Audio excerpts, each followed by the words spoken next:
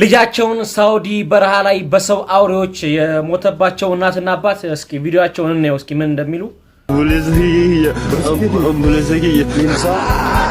Namni gargaara boyna abshir mususu wajjin jira waan godhamu danda'u hin goona abshir abba jale ko donal jikama abshir maka abshir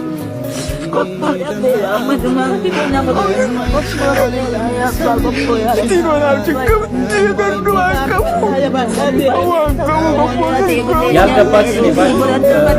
ለማስረዳት ሞክራለሁ ዝትከታተሉ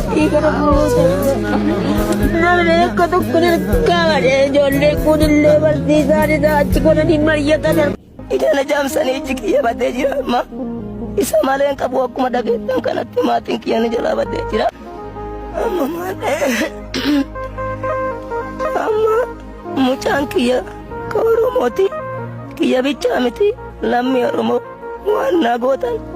isin caqasa awwaalchiisallee akka gaarii naa ta'e isinillee waan qabdaniin na bira dhaabatu wanni an jedhu waan naa gootan isin eegaa halkanii guyyaa akka isin boottan gadditan kun baay'ee tokko natti dhagayame baay'ee tokko nallee obsisiise yoo duraan akka nama huccuu baafatee gatee tokko ta'e yoo achii as malu addunyaan gubatee jedhu ilma addunyaan gubateef kana obsuu na barbaachisa akkuma naa gubatan kana nallee danka jedhu እኒህ እናትና አባት እንግዲህ ሐዘኑን መቼም እናንተም ታቁታላችሁ እንኳን እንደዚህ ልጅ ሙቶባችሁ ሰው ሲሞት ምናዝን ሰዎች ነንና እነዚህ እናትና አባት ያው ከዚህ በፊት ሁለት ልጅ እንደሞተባቸውና አሁን ደግሞ የመጨረሻ ተስፋቸው አይናቸው ጧሪ ቀባሪያቸው የሆነ ልጃቸው እነሱን ለመለወጥ እነሱን ለማብላት እንደነበረ የተሰደደውና ተስፋቸው በቃ መግለጽ ለራሱ አልቻሉም በቁጭት እንትን ያው ነው ፍትህ እየጠየቁ ነው ማለት ነው ደስ የሚል መረጃ ደግሞ አለኝ ደስ የሚል መረጃ እነዚህ ገዳዮች የተባሉ እየተያዙ እንደሆነ እስኪ ቪዲዮ ላሳያችሁ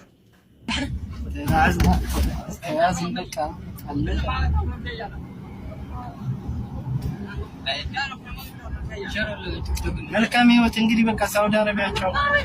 والله العظيم እነዚህ እንግዲህ በምስሉ ላይ የምትመለከቷቸው በቪዲዮ ላይ ያሉ ልጆች ገዳይ ናቸው ወይም ደግሞ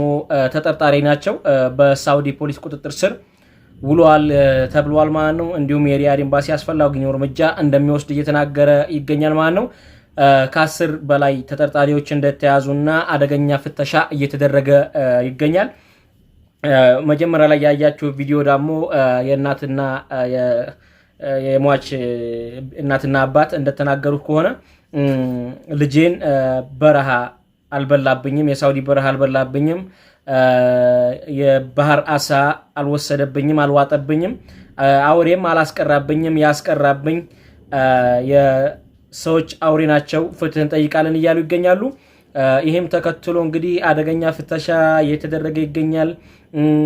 ሀበሾች ላይ ብቻ ሳውዲ ላይ ሀበሾች ላይ ትንሽ ነገሮች ጠንከር ያሉ ይገኛሉ ይሄም ደግሞ በራሳችን ጥፋት ነው ማለት ነው አርፎ ሰው እንደመስራት ከሀገር የወጣ ሰው ለስራ ነው እዚህ ጋር የወጣ ነው ነገር ግን በአንዳንድ አጸያፊና አውሬ ሰዎች ነገሮች